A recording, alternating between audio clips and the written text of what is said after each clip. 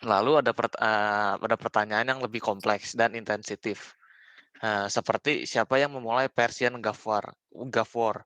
Kan, ini kan harus ada latar belakangnya gitu, Gulf War itu sendiri itu apa gitu.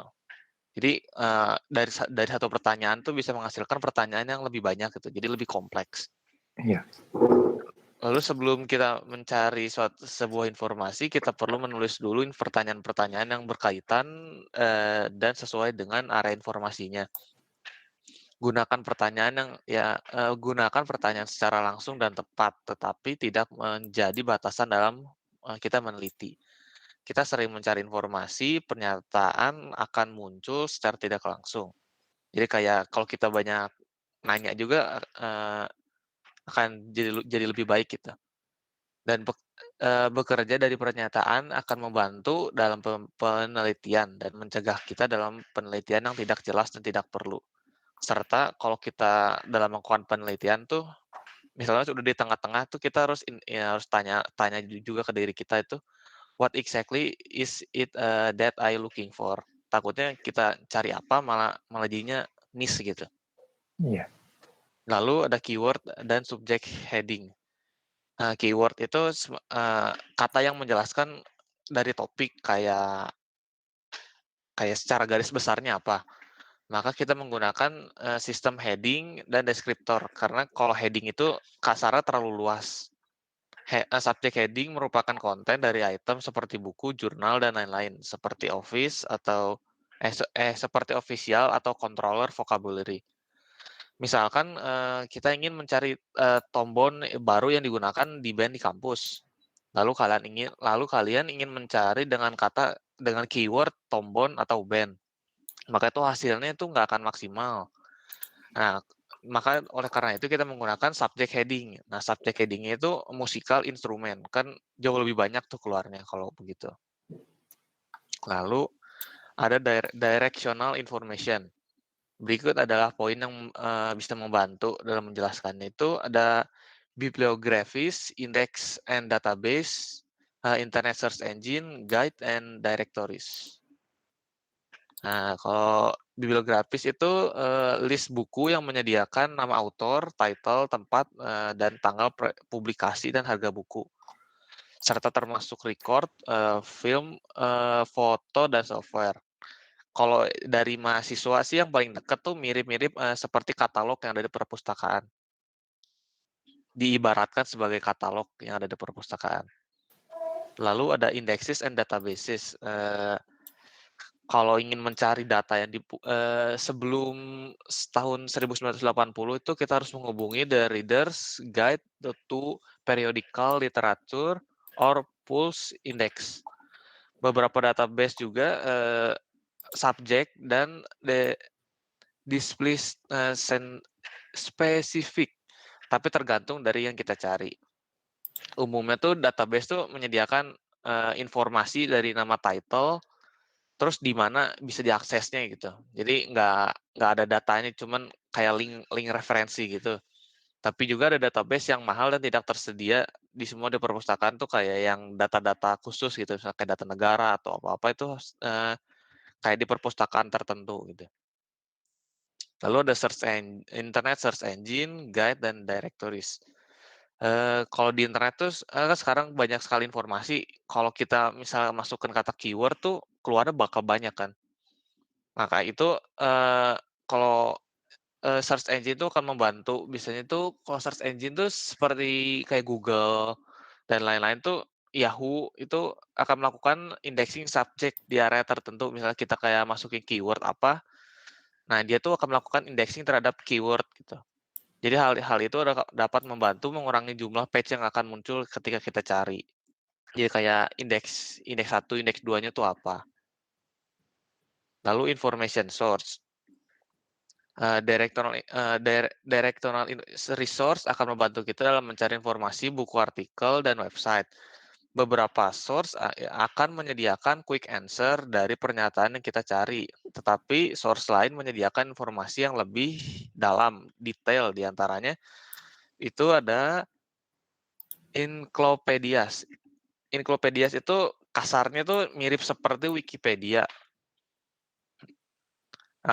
Wikipedia itu kan bisa diedit oleh semua orang, bisa mengakses websitenya kan. Oleh Iya. karena itu, encyclopedias itu sering tidak mendapat Ensiklopedia ya sepertinya. ensiklopedia, Iya. oke. Sering mendapat pandangan tuh, kurang bagus kalau di mata kampus kan, karena kebenarannya tuh belum bisa dibuktikan gitu kan, baru Iya. kayak semacam orang siapa juga bisa nulis gitu. Mhm. Tapi encyclopedias itu bisa membantu untuk memahami basic dari hal yang kita cari untuk orang awam gitu. Jadi kayak basic-nya apa tuh kita bisa cari gitu. Kalau mau mendalami harus dari source yang lain. Mhm. Lalu almanak, yearbook, factbook, directories, handbook, manual, and atlases. Ini tuh, eee, sering kita cari tanpa kita sadari itu kita kalau mencari factual answer. Misalnya seperti di mana Indonesia, kan kalau kayak gitu kan di atas tuh langsung direct gitu kan menunjukkan kalau geografinya di sini gitu, lintang Iya. berapa lintangnya. Nah, kita itu seringkali tuh berasumsi bahwa pengetahuan kita itu sering benar gitu kan, tapi nyatanya salah. Nah, oleh karena itu, buku-buku ini tuh akan yang sangat membantu kita gitu, menemukan langsung langsung direct information gitu. Jadi dari kitanya tuh salah atau benar. Lalu ada biografis source. Nah, biografis itu ya kayak biografis seseorang gitu. Jadi kayak misal kita mau meneliti Bapak Jokowi, berarti kan kita cari biografis Bapak Jokowi itu seperti apa. Misalnya Mhm. informasi kehidupan seseorang, pencapaian, kontribusi, publikasi, atau bahkan kesalahannya gitu.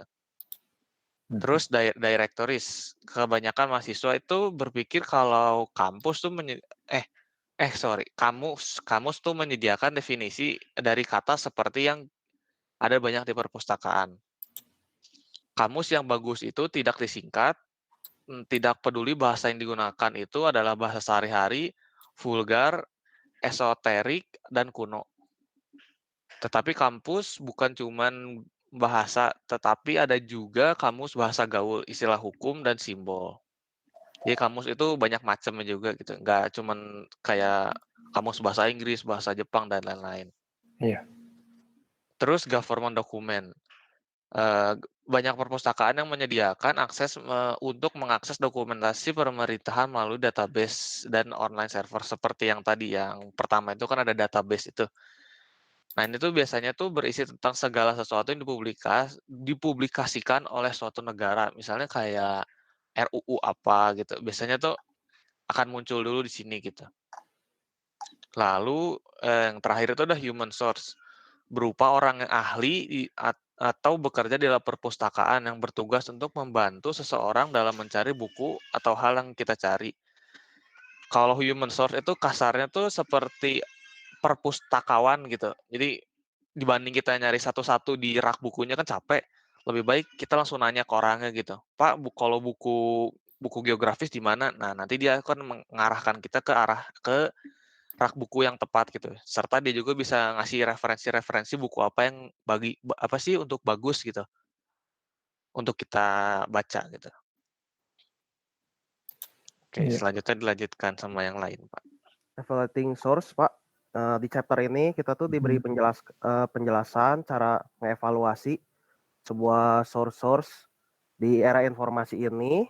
Nah, di era informasi ini kan kita dapat mendapatkan berbagai informasi melalui berbagai media seperti internet, radio, koran. Nah, saking menumpuknya dan banyaknya informasi yang ada, kita harus berhati-hati dalam memilah informasi. Iya. Nah, untuk memilah informasi yang benar itu kita harus memperhatikan yang pertama itu konten, yang kedua author, ketiga publisher, dan yang keempat juga audience dari informasi tersebut. Nah, next. Nah, konten, fact, and everything. Yang atas tadi belum.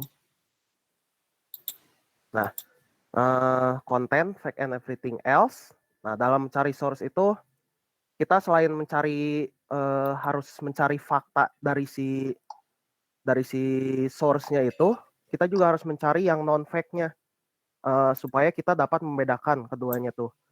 Nah, contoh dari fact itu apa itu? Fact itu informasi dapat dikatakan sebuah fakta jika pertama dia itu bersifat objektif dan true. Contohnya itu kayak jarak matahari dan bumi misalnya sekitar 149,6 juta kilometer. Nah itu tuh dia sebuah fakta gitu. Walaupun kita nggak tahu pasti itu tuh benar atau tidak gitu. Nah nanti itu akan saya jelaskan kenapa itu disebut sebagai fakta. Nah yang kedua itu dapat dibuktikan. Kadang juga fakta itu tidak dapat dibuktikan. Contohnya tuh seperti saat kita lagi main golf sendirian, kita itu melakukan hole in one, tapi tuh nggak ada yang ngelihat gitu kita tuh hole in one, jadi teh nggak Tidak bisa ada bukti, buktiin, tidak ya. ada saksi. Nah, jadi jika penulis source yang kita ambil untuk itu gagal memverifikasi, bukan berarti perkataan si penulis itu nggak faktual gitu. Nah, yang ketiga itu dia itu dapat diverifikasi. Nah, diverifikasi itu ada testimoni saksi mata, itu dokumentasi, dan agreement among several sources. Itu jadi kayak orang-orang setuju gitu bahwa itu kayak itu benar itu tuh kayak matahari itu jauhnya 149,6 juta kilometer, makanya itu dia disebut fakta. Nah contoh lainnya juga misalnya saya nggak masuk kelas Pak Irvin, nanti Pak Irvin itu bakal minta ke saya pasti surat dokternya mana untuk memverifikasi gitu bahwa faktanya itu benar saya tuh lagi sakit gitu. Ada dokumentasi dan juga ada saksi mata dari dokter. Nah, next. Nah, ini hal-hal yang harus diperhatikan juga dalam mencari fakta. Dia itu dapat membedakan fakta dan non-fakta. Contohnya tuh saya mencari fakta. Penulis kadang menuliskan non-fakta menjadi seperti fakta. Seperti contohnya tuh saya mengambil dari kutipan Freud, seorang penulis ngomong faktanya bahwa wanita merasa kurang memiliki keadilan tidak lain karena dominasi rasa iri dalam kehidupan mereka. Nah itu tuh nggak semua orang setuju bahwa itu tuh fakta, yang penulis Freud itu tuh fakta, walaupun dia bilang dia itu semua omongannya itu fakta, nyatanya itu bukan fakta gitu. Yang kedua, berhati-hati dalam mengutip fakta dalam argumentasi. Nah kadang kita juga mengutip yang kelihatannya tuh seperti dokumentasi yang baik gitu. Misalnya terjadi kadang mengutip survei gitu. Contohnya kayak 75% mahasiswa lebih memilih untuk tinggal di asrama. Orang itu kan kita ngambil survei kayak gitu, kita nggak bisa ngomong gitu itu 75%-nya benar bukan orang orang student gitu yang ngomong tuh. Nah, sebagai gantinya harusnya kita ngomong menurut hasil survei 1.000 mahasiswa yang dilakukan oleh majalah tertentu, 75% mahasiswa lebih memilih untuk tinggal di asrama. Survei tersebut mewakili 7 kampus di seluruh Bandung termasuk ITHB gitu misalnya. Dan yang ketiga juga fakta dapat outdated. Jadi harus ingat kita tuh fakta itu dapat kadaluarsa. Yang kemarin sebuah fakta mungkin udah keganti sama penemuan yang baru gitu. Jadi harus dipastikan fakta relevan dengan tujuan. Dan udah. Dan yang kedua dijelaskan sama yang setia. Oke, selanjutnya coba next. Tadi kita telah mengamati mengenai evaluasi sebuah konten. Sekarang kita lihat dari sisi author dan publisher. Pertama, author dan publisher. Untuk membuat sebuah argumen, kita harus lebih meyakinkan kita meneliti sumber yang kita baca atau terima agar setiap argumen yang kita berikan tepat dan tidak menyesatkan. Beberapa hal yang perlu kita lakukan ketika membaca sebuah informasi dari sebuah sumber. Pertama, what is the author background? Kedua, what are the author bias and purpose? Ketiga, what are the author sources? Keempat, who is the publisher or the sponsor? Pertama, kita akan membahas what is the author's background. Next. Pertama, what is the author background? Nah, kita perlu melihat latar belakang penulis yang memberi informasi, misal latar belakang pendidikannya, misalkan dia lulusan mana gitu, atau kan dia paling tinggi pendidikan sampai mana gitu. Terus pengalaman yang dimiliki oleh penulis, lalu pencapaian telah ia capai, beberapa banyak penelitian dilakukan oleh penulis. Dan terakhir, apakah penulis cukup diakui dalam bidang tersebut. Nah, namun terkadang orang yang di luar bidang yang mereka kuasai yang mengatakan menulis sebuah konten juga perlu kita lihat juga gitu. Karena mungkin aja yang mereka tulis itu memberikan sudut pandang berbeda dari yang biasanya orang ahli dalam bidang tersebut memberikan tulisan konten. Nah, jadi kita tetap perlu mencari penulis atau pemberi informasi yang terpercaya yang memang dalam bidangnya dalam mencari sebuah informasi. Lalu selanjutnya, poin nomor 2, what are the author bias and purpose? Nah, penulis menyembunyikan informasi yang bertolak belakang dan informasi yang ia tulis karena berbagai alasan. Misalkan dia itu dibayar untuk memihak, bukan? Atau dia berasal dari organisasi tertentu yang menjaga nama baiknya. Contoh kasus, pengukuran asap rokok di atmosfer ditemukan bahwa kandungan asap tembakau yang berada di udara sangatlah minim. Sebuah penelitian di Harvard menemukan hanya sedikit jumlah nikotin di udara di tempat-tempat keramaian. Jadi berdasarkan pengukuran tersebut, diperkirakan hanya kecil kemungkinan bagi perokok pasif akan menghirup asap tersebut. Nah, tulisan tersebut diterbitkan oleh perusahaan rokok. Jadi kita perlu berhati-hati untuk menerima semua informasi yang kita temukan. Dan juga dalam menemukan sudut pandang penulis, kita coba melihat tujuan penulis tersebut. Jika penulis membuat sebuah pernyataan yang bersifat persuasif, lihatlah bagaimana dia menghadapi sudut pandang atau bukti yang berlawanan. Apakah dia menanggapinya secara wajar atau dia benar-benar menolak sudut pandang lain tanpa melihat nilai-nilainya terlebih dahulu. Namun tujuan tersembunyi dari penulis itu tidak mengurangi nilai kualitas sumber tersebut. Kita masih bisa mendapatkan sesuatu informasi yang berguna namun hanya setelah kita membacanya dengan hati-hati. Nah, selanjutnya yang poin ketiga, next go. What are the author sources? Nah, lalu pada saat kita membaca hasil tulisan seseorang, kita perlu melihat sumber tulisan tersebut berasal dari mana, apakah sumber terpercaya atau tidak. Dan perlunya sumber-sumber yang kurang jelas keasliannya perlu kita kritisi dalam mengevaluasi sebuah tulisan.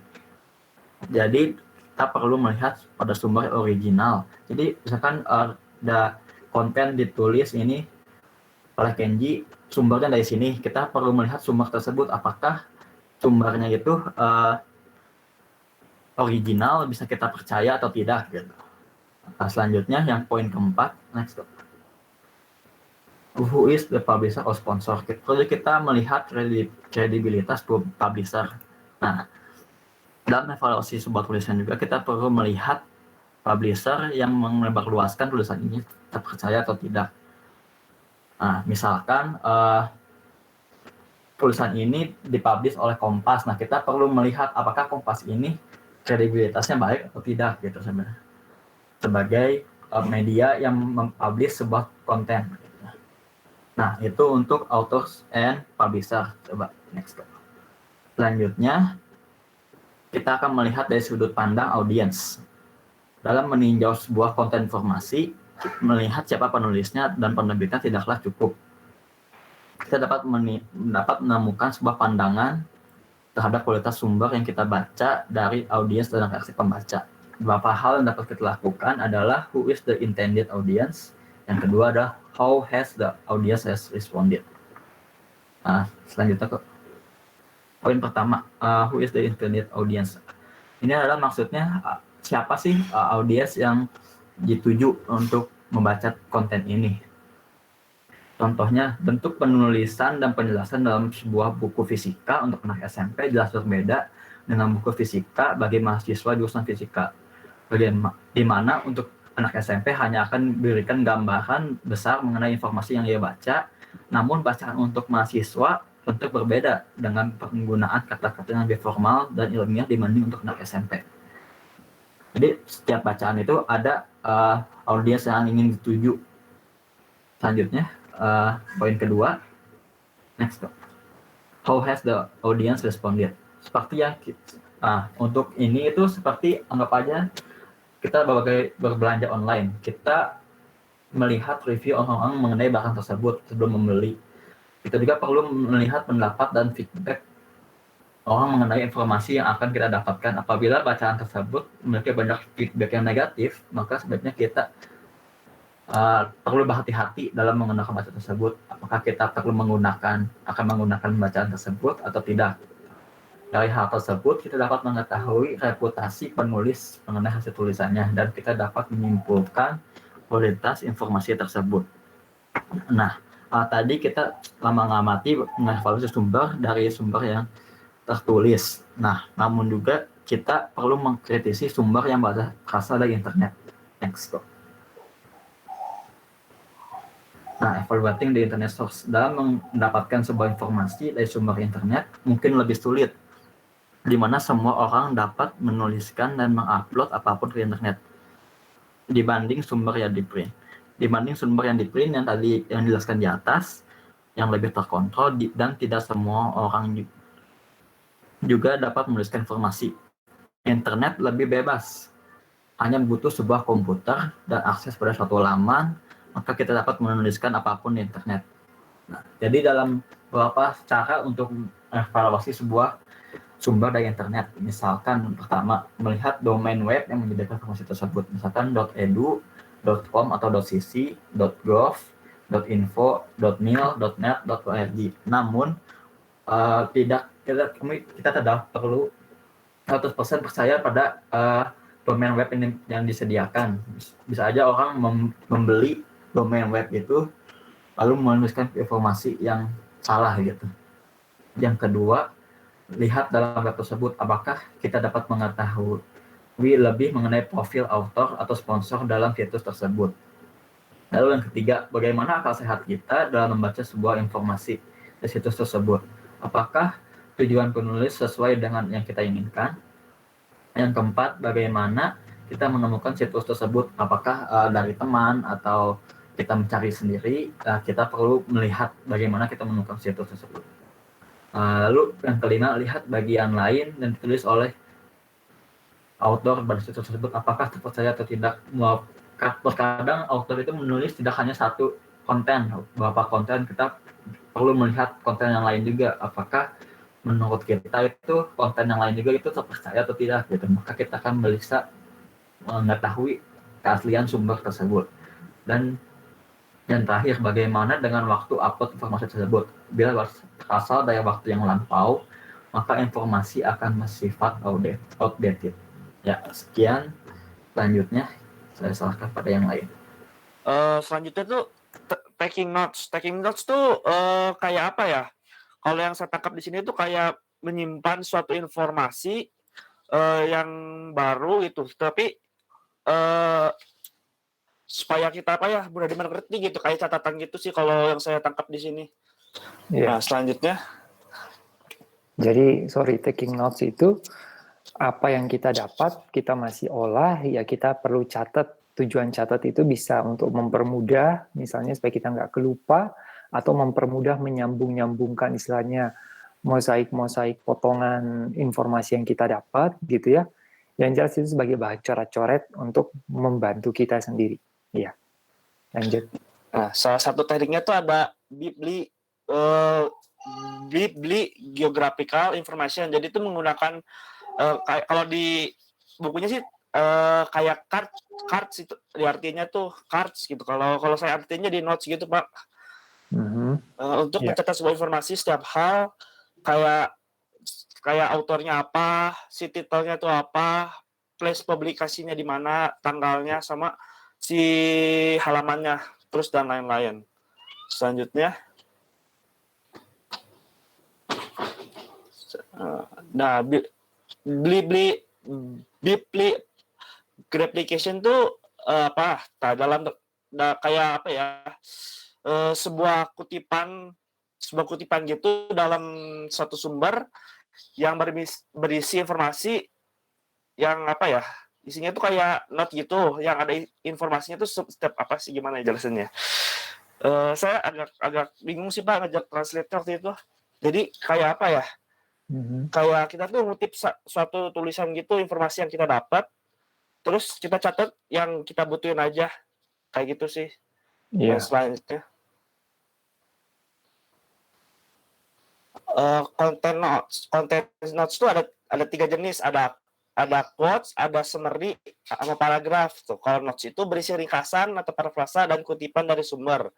Nah, salah satunya itu bisa meringkas dari sumber, kayak mungkin nama penulis, terus nomor halaman sumber, terus atau nomor kartu catatan di bagian atas kartu. Kalau di translate itu gitu sih.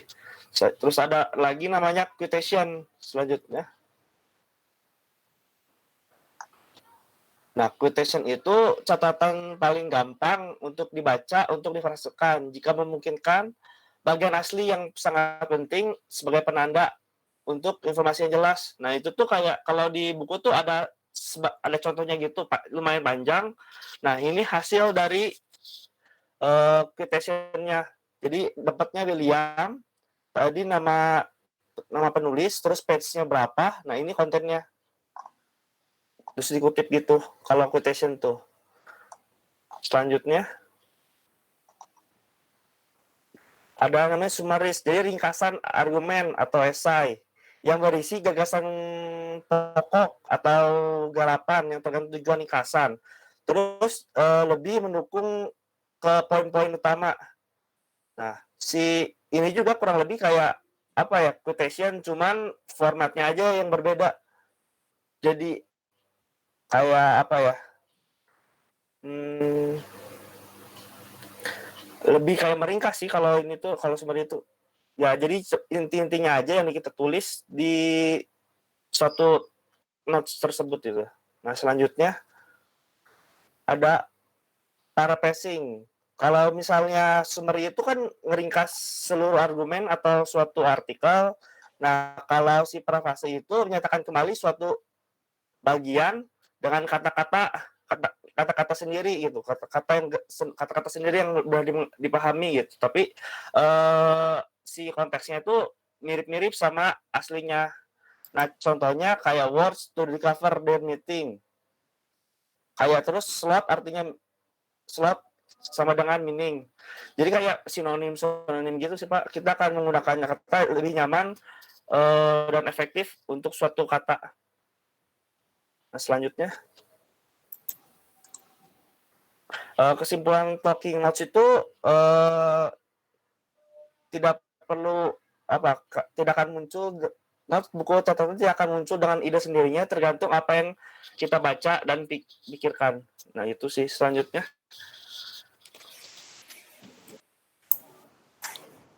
di bagian selanjutnya itu bakal ngebahas tentang yang namanya using source. Using source itu gimana kita, kan kadang kalau kita bikin tadi esai, tulisan, atau misalnya argumen, kita kan suka ngambil dari sumber referensi dari luar gitu. Nah, bagaimana caranya supaya kita bisa nyatuin si referensi itu ke dalam tulisan kita.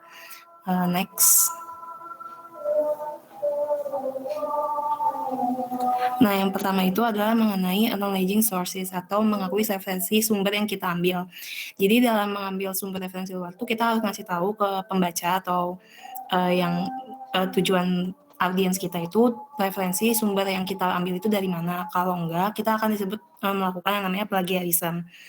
Plagiarism itu berasal dari bahasa Latin plagium yang berarti kidnapping. Jadi menjiplak itu bisa diartikan sebagai menculik atau mengambil kreasi atau karya. Karya yang dimaksud itu bisa pikiran, kata, tulisan, penemuan, bagan atau tabel yang dibuat oleh orang lain, baik si kreasi itu tuh udah dipublish atau belum, dan mengakui si kreasi itu tuh sebagai ciptaan kita sendiri. Dalam hal ini plagiarisme itu next ada 3 bentuk. Nah, bentuk pertama itu kalau misalnya si materi yang dari referensi sumber luar kita itu ditulis langsung copy paste gitu, nggak diubah, nggak apa-apa, tapi langsung copy paste dan kita nggak nyebutin sumbernya itu dari mana. Nah, dalam jenis plagiarisme ini tuh kita mengambil keuntungan dari kata-kata sama ide penulis aslinya. Terus bentuk yang kedua itu materi yang materi dari yang kita ambil itu, materi dari sumber luar itu diparafrasekan. Terus kita nggak ngakuin si sumbernya dari mana. Dalam hal ini berarti kita ngambil ide dari si penulis itu. Yang terakhir adalah si materi dan referensinya itu kita ambil, terus kita kasih tahu, tapi penulisannya itu gak sesuai dengan kaidah yang seharusnya gitu. Gimana caranya kita memberitahu kalau oh ini sumbernya dari sini loh. Nah ini tuh biasanya dikarenakan ketidakpedulian, ketidakpastian, keseluruhan atau ketidaktahuan kita tentang bagaimana cara untuk menulis sumber referensi itu dari mana yang sesuai dengan kaidah yang seharusnya gitu. Nah cara mencegah plagiarisme, next slide. Cara mencegah plagiarisme itu kita harus tahu mana yang sumber referensi mana yang harus kita tulis sumbernya, mana yang enggak. Nah, ada beberapa referensi yang kita nggak perlu tulis dari sumbernya itu dari mana. Yang pertama itu adalah fakta umum, fakta yang udah diketahui banyak orang dan yang kita bisa cari sumbernya dimanapun. Contohnya itu kayak ikan memiliki sirip atau Barack Obama lahir pada tahun 1961. Itu kan kayak semua orang tahu dan nggak ada yang kita bisa, maksudnya itu informasi yang fakta yang emang terjadi gitu dan semua orang juga mengetahuinya gitu. Terus yang kedua itu peribahasa, klise atau kutipan sastra yang diakui. Jadi kalau misalnya kita kayak pakai contoh tak kenal maka tak sayang, itu kan emang peribahasa yang udah terkenal. Jadi kalau misalnya kita pakai itu pun orang-orang tuh tahu kalau misalnya itu tuh bukan bikinan kita gitu, itu tuh peribahasa. Nah, untuk yang selanjutnya, next. Kalau yang perlu ditulis sumbernya itu misalnya kutipan langsung, terus statistik dan hasil survei, fakta-fakta yang belum banyak diketahui, terutama kayak penemuan-penemuan baru, terus fakta yang belum diterima, yang dianggap kontroversial atau yang kita anggap itu kalau audiens kita itu bakal sulit percaya gitu sama fakta tersebut. Terus yang selanjutnya itu deskripsi peristiwa, entah itu grafik atau gambar, tabel, bagan, dan item visual lainnya. Terus ilustrasi verbal yang tidak biasa, jadi kalau misalnya kita nggak dengar pembicara mengilustrasikan sesuatu dan itu tuh kita ambil dan si ilustrasi itu tuh unik, berarti kita harus kasih tahu kalau ilustrasi itu tuh diambil dari mana gitu, dari siapa. Dan semua ide yang bukan milik kita, kayak penilaian, pendapat, tafsiran, penjelasan, definisi, dan klaim yang dibuat oleh pemikir lain. Nah, pemikir lain itu bisa penulis, pembicara, atau profesor, harus dikutip. Itu harus kita kasih tahu si sumbernya dari mana. Nah, setelah kita mengetahui apa yang harus sumber-sumber apa, referensi sumber mana yang harus kita tulis, sumbernya dari mana, next slide. Nah, kita harus bisa mengintegrasikannya dengan si tulisan kita. Tapi ada beberapa cara sebelum kita ngambil sumber dari luar itu, ada baiknya juga kalau misalnya kita tuh bikin tulisan kita dulu sendiri tanpa referensi, baru kita cari referensi kalau misalnya memang perlu, biar si tulisan kita tuh benar-benar orisinil milik kita dan kita nggak ngelakuin plagiarisme. Terus kalau misalnya kita pakai referensi juga, kata-kata dalam referensi tersebut tuh harus sesuai sama argumen kita. Kalau kita masukin si kalimat yang kita kutip itu, kalimat dalam argumen kita itu harus tetap nyambung, harus tetap koheren dan sesuai gitu sama maksud dan tujuan si argumennya. Ada beberapa pedoman cara pengutipan yang diambil dari Modern Language Association. Next slide. Nah, kalau misalnya yang pertama itu kalau misalnya kita nge-quote satu kata atau kata-kata singkat gitu kayak frasa atau kata-kata. Kalau misalnya kita nge-quote kata atau frasa, kita harus pastikan kita pakai tanda kutip di sekitar kata-kata tersebut. Kalau misalnya kita nge-quote-nya itu satu atau dua kalimat, dalam hal ini di bawah 50 kata, bisa dikasih kata pengantar, kayak misalnya berdasarkan yang dikatakan oleh Profesor Budi, terus baru kita kasih kalimat yang kita kutipnya tuh apa. Nah, itu juga harus dalam kata kutip. Kayak contohnya, as Tracy Kidder points out, baru kita kasih si tanda kutip, terus kalimatnya apa. Kayak gitu. Yang selanjutnya, block quotations. Nah, kalau yang ini tuh kalau misalnya kita ngambil si kutipannya itu lebih dari 4 atau 5 baris, umumnya 50 kata atau lebih. Nah, kalau misalnya kita ngambilnya yang panjang kayak gini, nggak perlu pakai tanda kutip, tapi kita harus pakai spasi ganda, terus kita harus menjorokkan si paragraf yang kita kutip itu, margin kiri 5 spasi. Jadi kayak menjorok ke dalam gitu 5 spasi. Nah, jadi kesimpulannya itu kalau misalnya kita pakai referensi luar atau kita ngambil sumber dari luar gitu, kita tuh harus ingat kalau misalnya sumber itu tuh kita pakai untuk memperkuat argumen kita. Jadi yang kita bangun itu argumen kita, dan si kita pakai sumber referensi luar itu untuk memperkuat argumen. Jangan sampai si referensi itu justru yang jadi argumen kita. Jadi kita kayak kesannya niru atau menjiplak si referensi tersebut.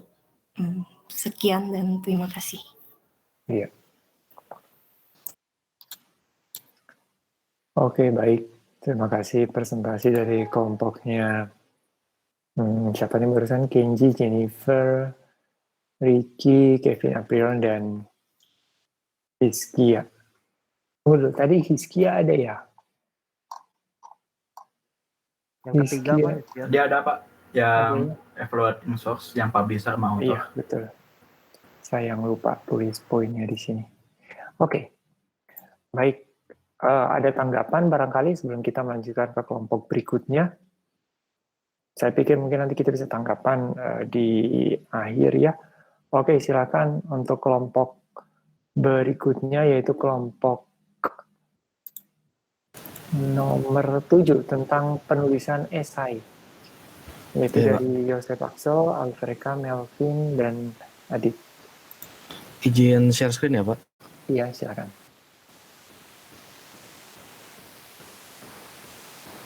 Dapat terlihat semuanya? Oke, bisa sudah. Oke. Selamat siang Pak Irvin dan teman-teman. Hari ini saya akan menjelaskan bagaimana cara menulis esai argumentasi, writing argumentative essay. Jadi sebelum kita menulis, tentunya kita harus mempersiapkannya dulu. Jadi ini adalah preparation atau persiapan yang perlu dilakukan, yang akan dijelaskan oleh Ko Alfer. Untuk preparation atau tahap persiapan yang perlu kita ketahui, yang pertama itu adalah know yourself atau kenali diri kita sendiri. Kita harus mengetahui seberapa baik kita mengetahui masalah yang akan kita hadapi, maksud yang dalam artian di sini adalah argumentasi yang akan kita sampaikan. Jika memiliki suatu opini, kita harus menanyakan ke diri kita sendiri dan harus meneliti dari mana hal itu berasal dan data-datanya seperti apa. Lalu mempelajari sebanyak mungkin tentang hal yang akan ditulis. Jadi kita juga harus mempelajari mengenai hal-hal yang ditulis itu supaya argumen yang kita keluarkan atau kita berikan itu kuat dan dapat dijelaskan secara cerdas dan rasional. Selanjutnya. Lalu yang kedua itu adalah know your audience. Jadi sesudah kita mengenali diri kita sendiri, kita juga harus mengenali lawan bicara kita. Dan kita harus mencari tahu mengenai lawan bicara kita yang akan memperhatikan argumen kita. Yang pertama kita harus cari tahu latar belakangnya, apakah dia misalnya seorang pelajar atau mungkin latar belakangnya seorang pekerja.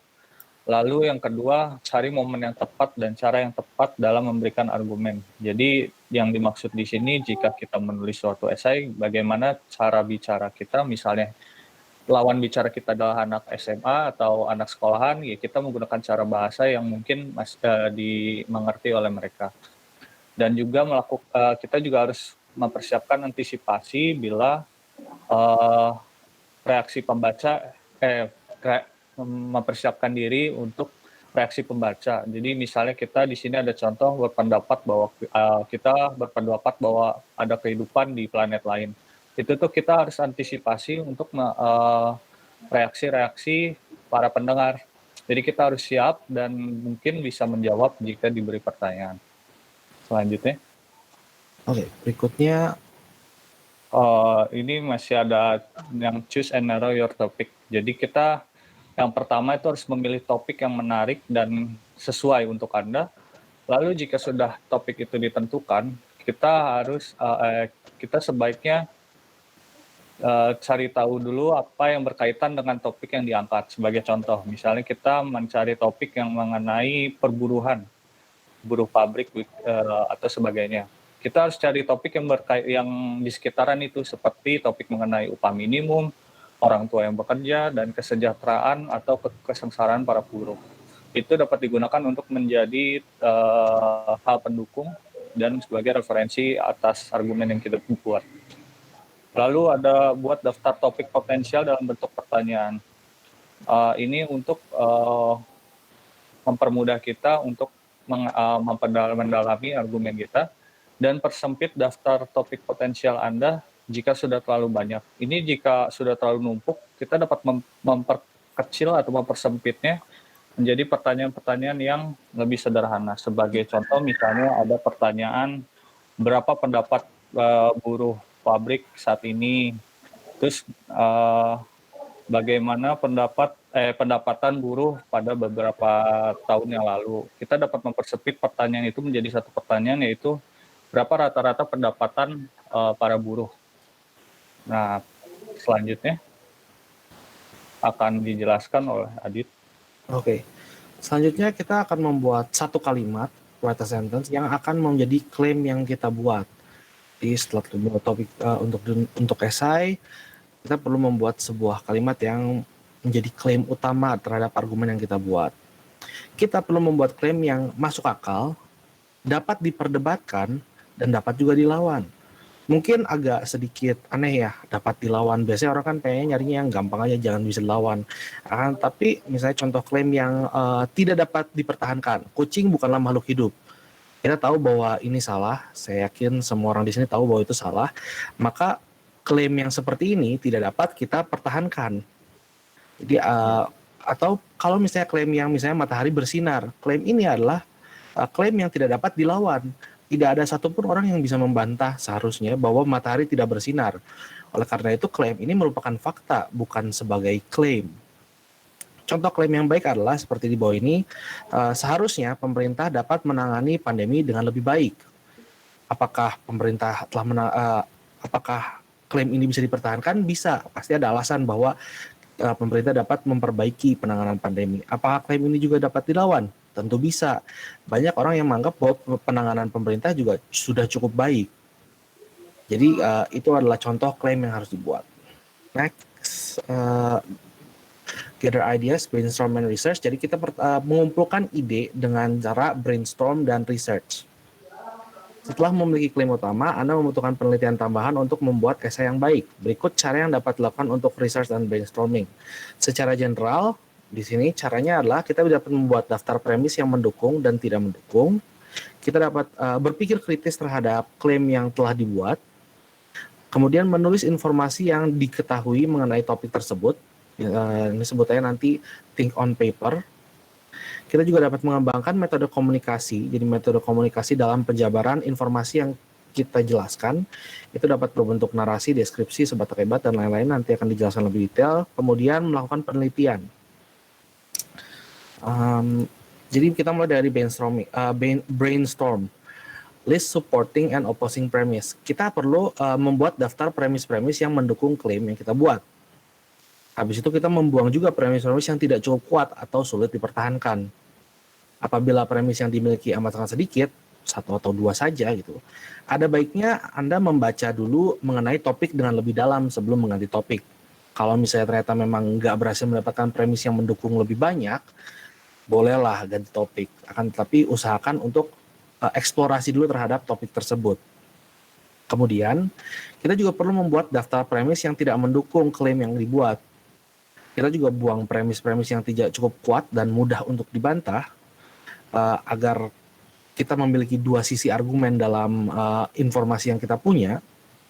Dan terakhir, apabila kesulitan untuk membuat premis yang menentang klaim, bisa saja karena bias atau bahkan kalian belum pernah berpikir bahwa klaim yang kalian buat itu salah, kalian bisa saja minta bantuan teman atau keluarga untuk memberikan premis yang tidak mendukung. Sebutannya kalau dalam bahasa Inggris, devil's advocate, sebagai orang yang pada menentang Anda. Contohnya seperti ini. Misalnya kita melanjutkan dari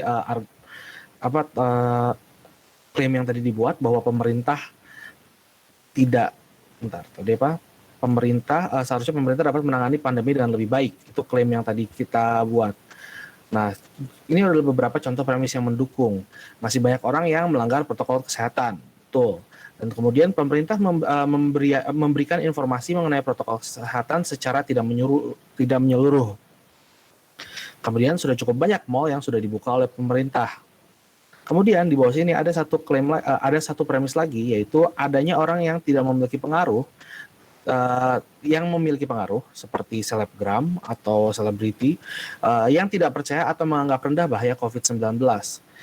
Apakah ini klaim yang mendukung? Kemungkinan besar iya, tapi tidak cukup kuat. Karena orang yang memiliki pengaruh seperti misalnya selebritis atau selebgram seperti itu bukan merupakan bagian dari pemerintah, sehingga premis yang ini saya coret. Berikut juga contoh premis yang tidak mendukung. Misalnya angka kasus COVID-19 di Indonesia relatif lebih rendah daripada beberapa negara maju di Eropa. Kemudian premis berikutnya, lembaga pendidikan SD, SMP, SMA sudah melakukan kegiatan secara daring sepenuhnya, bahkan kampus juga kan, kampus kita, dan mengurangi tempat berkumpulnya anak-anak. Terus pemberian informasi mengenai protokol kesehatan sudah cukup rinci. Kemudian di bawah sini ada satu premis yang saya coret juga, angka kasus COVID-19 di Indonesia jauh lebih rendah daripada US. Ini tidak bisa dianggap sebagai premis yang cukup baik. Kenapa? Karena dapat mudah dibantah. Ada banyak alasan kenapa di US bisa lebih banyak dan tidak semuanya mengandung unsur pemerintah yang kita utamakan. Dalam kasus ini ada kemungkinan besar 3 premis ini tidak cukup. Mungkin ada baiknya kita mencoba mencari lagi lebih banyak, tapi ini untuk contoh kurang lebih seperti ini aja. Selanjutnya dari sesi brainstorming, kita harus berpikir kritis terhadap klaim yang kita buat. Kita harus memastikan beberapa hal, yaitu di sini sih. Apakah Anda menggeneralisir secara berlebihan? Apakah ada solusi yang Anda abaikan terhadap masalah tersebut? Atau apakah sudah ada solusi yang diusulkan oleh orang lain? Ini contohnya untuk masalah yang COVID-19. Mungkin untuk klaim yang kalian buat bisa juga pertanyaannya tidak seperti ini, tapi kita tentunya harus berpikir secara kritis terhadap klaim kita agar kita tidak memberikan informasi yang kurang tepat atau bahkan informasi yang tidak benar. Pada tahap ini Anda dapat berargumen dengan diri sendiri untuk berpikir secara kritis mengenai topik yang Anda pilih, dan juga hal ini penting Anda lakukan karena hasil dari esai yang Anda buat diasumsikan akan dibaca oleh orang yang berpikir kritis. Karena orang yang membaca itu berpikir kritis, kita juga sebaiknya memberikan hasil argumen dari pemikiran kritis.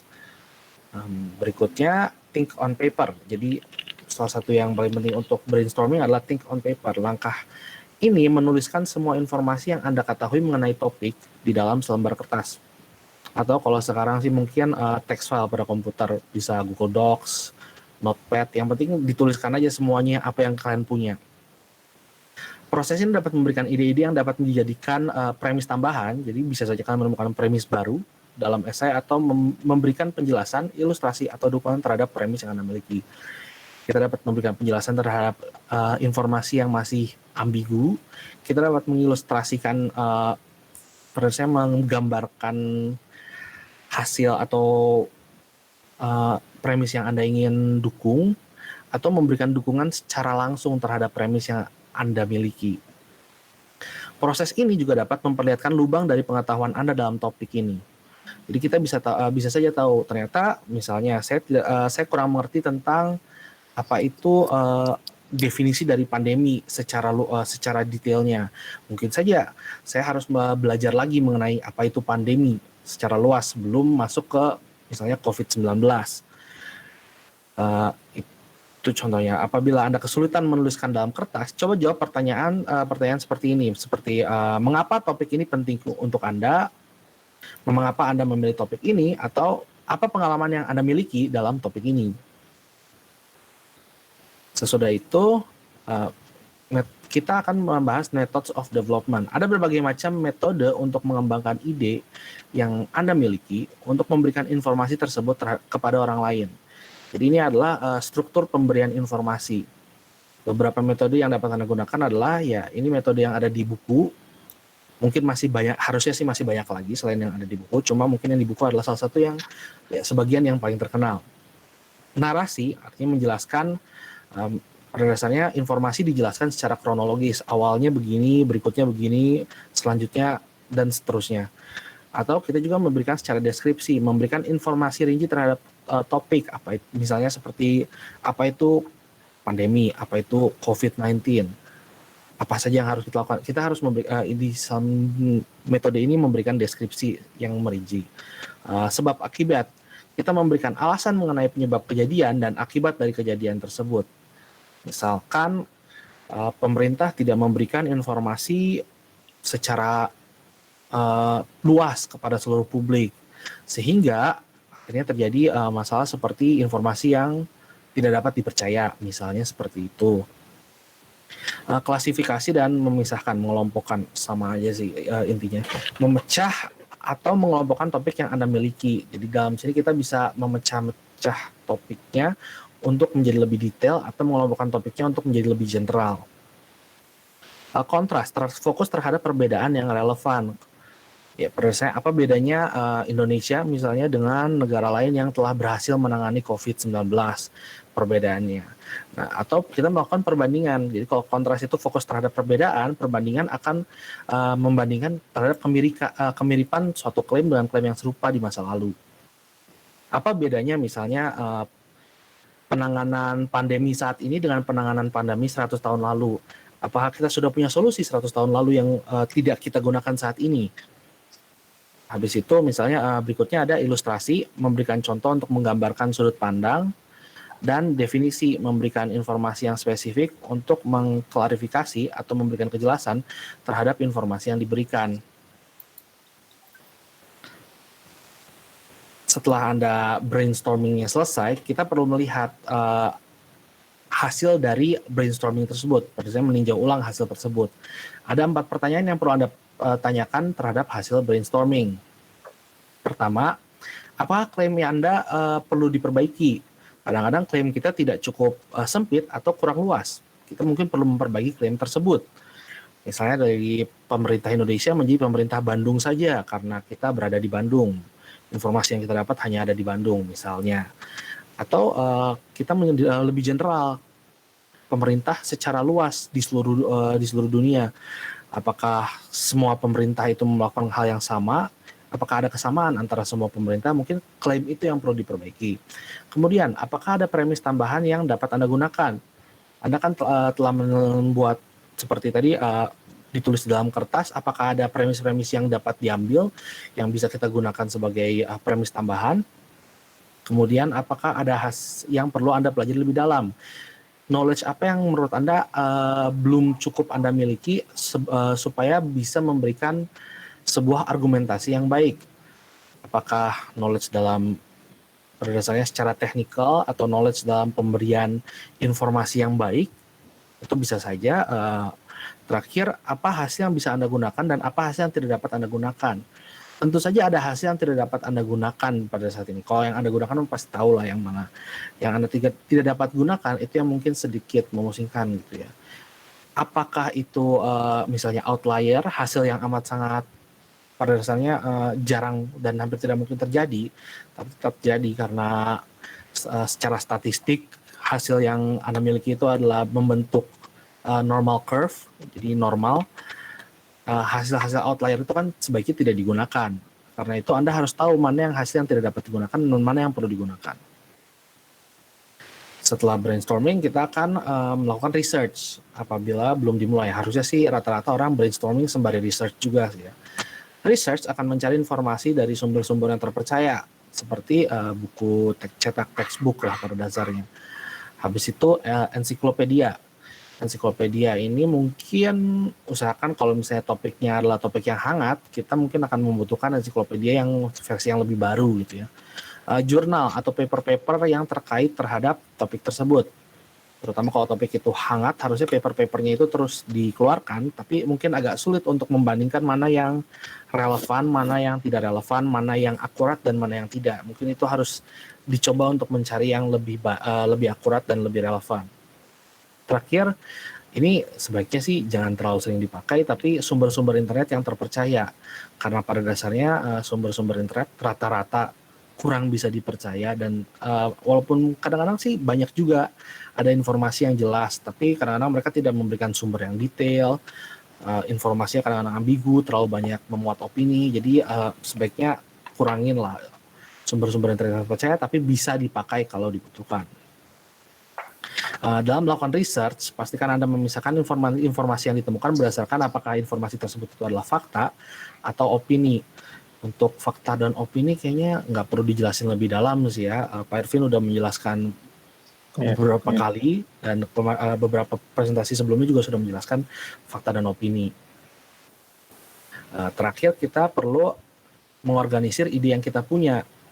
Kita dapat mengelompokkan pada dasarnya ide-ide yang kita punya berdasarkan premis, dan kemudian mengelompokkan berdasarkan metode pembangunan argumen. Penjelasan detail mungkin seperti ini. Organize berdasarkan premis, mengelompokkan berdasarkan premis dapat dilakukan dengan mengelompokkan premis yang serupa atau berhubungan untuk menjadi rancangan sebuah paragraf. Misalnya kita punya klaim yang kita buat sebagai kalimat utama dalam sebuah paragraf. Premis yang isinya tidak cukup menjadi paragraf dapat diberikan informasi tambahan untuk mendukung premis tersebut. Jadi kalau kita cuma punya satu premis untuk buat satu paragraf, kita mungkin perlu buat 2-3 kalimat tambahan yang memberikan informasi sebagai pendukung premis tersebut.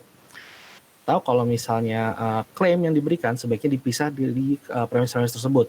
Jadi untuk paragraf untuk klaim yang dibuat harus dipisahkan tersendiri. Sementara pastikan klaim tidak memiliki premis yang tidak disebutkan yang perlu dipertahankan.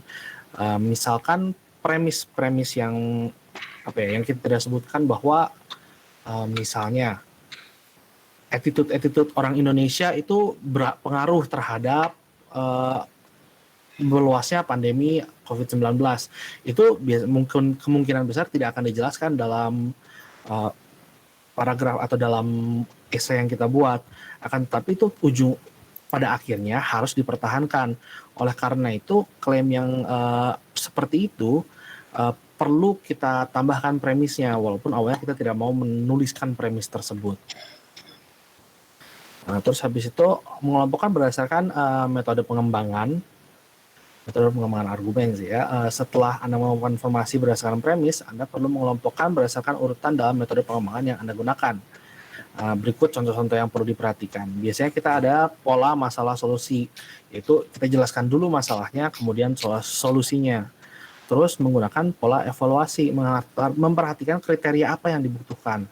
Kadang-kadang kan kalau misalnya kriteria ini bisa macam-macam, apakah kita memberikan informasi yang jelas, apakah kita misalnya kriteria yang dibutuhkan adalah kita memberikan solusi bagi semua pihak, bukan cuma pemerintah, tapi juga untuk masyarakat secara umum.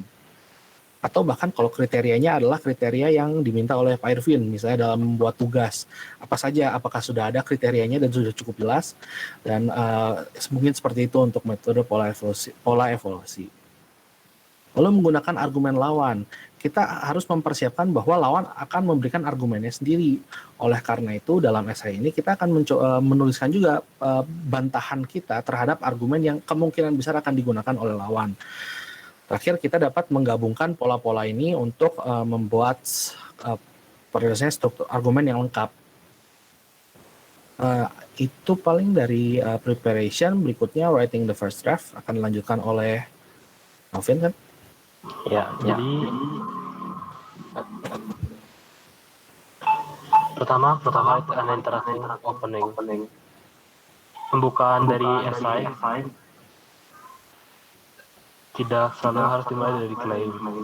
Bisa menggunakan statistik yang menarik, kutipan, atau sebuah cerita yang berhubungan dengan topik. Contohnya itu seperti Stop the Fight.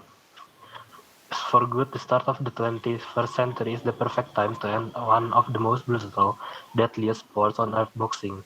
Contoh ini menggunakan suatu opening yang catchy, yang kemudian diikuti oleh claim. Contoh yang kedua adalah boxing is just show business with blood, claim Frank Bruno, the famed British boxer and sometime actor. But of course, actor don't often get killed on the job. Ini adalah contoh yang menggunakan quote sebagai openingnya. Next. Yang kedua adalah include a thesis statement. Thesis statement ini adalah sebuah pernyataan yang jelas mengenai klaim. Ini merupakan sebuah ide yang bagus karena bisa membantu pembaca mengerti dan melihat relevansi dengan klaim. Untuk thesis statement ini kita batasi pada klaim yang ini didukung. Jadi agar terfokus. Lalu thesis statement digunakan untuk memberikan gambaran bagaimana esai akan diorganisir. Esai tersebut tidak boleh berkontradiksi dengan thesis statement. Lalu develop your next. Develop your body paragraph. Mulai setiap paragraf dengan sebuah kalimat topik dan kembangkan dengan detail mendukung kalimat tersebut. Usahakan agar paragraf dapat mengalir dengan baik. Bisa dengan penggunaan kata-kata transisional dan frase yang bisa menghubungkan ide-ide secara koheren. Pastikan transisi antar paragraf memiliki alur yang baik.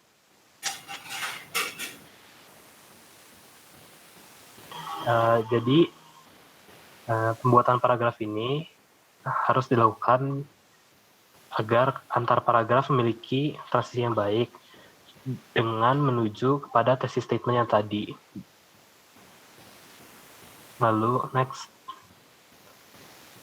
provide a satisfying conclusion. Ini adalah beberapa contoh-contoh cara membuat konklusi. Return to the opening. Jika kita memulai dengan suatu kutipan atau cerita, konklusi dapat mengambil kembali hal tersebut, lalu diberikan interpretasi yang baru. Lalu make a prediction. Konklusi berisi tentang hal baik atau buruk apa yang mungkin terjadi. Ask a question adalah tentang membuat sebuah pertanyaan yang dapat dijawab oleh pembacanya. Call for action mendorong pembaca untuk melakukan suatu aksi, seperti menulis surat dan mengikuti kampanye. Next. Provide a satisfying conclusion yang bagian 2 itu ada end a story different from the one you start with. Kalau misalnya cerita yang awal itu kita nggak bisa balik lagi gitu. Kita bisa menggunakan cerita yang baru, tapi pastikan cerita tersebut merupakan suatu kisah nyata. Karena kalau misalnya cerita tersebut dibuat-buat, pembaca biasanya akan kecewa saat mengetahui bahwa itu dibuat-buat. Lalu emphasize the importance of your claim. Strategi ini bekerja dengan sangat baik jika kita merasa bahwa mungkin pembaca tidak melihat signifikansi dari argumen kita. Selanjutnya dijelaskan. Selanjutnya kita masuk ke tahap after writing the first draft. Yeah. Jadi setelah kita punya draft yang pertama, hal yang harus kita lakukan itu adalah merevisi dan mengedit. Nah, kebanyakan penulis itu akan mengesampingkan pekerjaannya dulu dalam waktu singkat untuk sebelum mereka merevisi atau mengedit si draft pertama tadi. Nah, hal tersebut itu dilakukan untuk memberikan jarak waktu terhadap apa yang sudah kita tulis. Karena akan lebih mudah sekali beberapa kesalahan terlewat jika pikiran kita terisi dengan apa yang kita maksud daripada apa yang sebenarnya tertulis pada layar. Maksudnya tuh begini, kan kita sudah menulis nih, draft pertama itu kita sudah tulis, lalu kalau misalnya kita langsung merevisi atau mengedit setelah kita selesai nulis, di pikiran kita tuh masih tersimpan apa yang kita maksud gitu. Sebenarnya mungkin ada kesalahan waktu kita nulis, tapi terlewat karena yang di pikiran kita waktu pas membaca ulang itu, oh ini udah benar, ini udah benar. Pada kenyataannya salah gitu. Makanya lebih baik kita memberikan jarak waktu ketika sudah selesai menulis gitu. Terus draft pertama yang kita buat itu merupakan sketsa kasar dari draft akhir kita. Lalu pada dunia nyata, kita tidak bisa mengedit atau merevisi perkataan. Makanya perkataan yang keluar dari mulut kita. Makanya kita harus memanfaatkan kesempatan untuk mengedit atau merevisi draft kita sebanyak yang kita perlukan. Gitu. Next.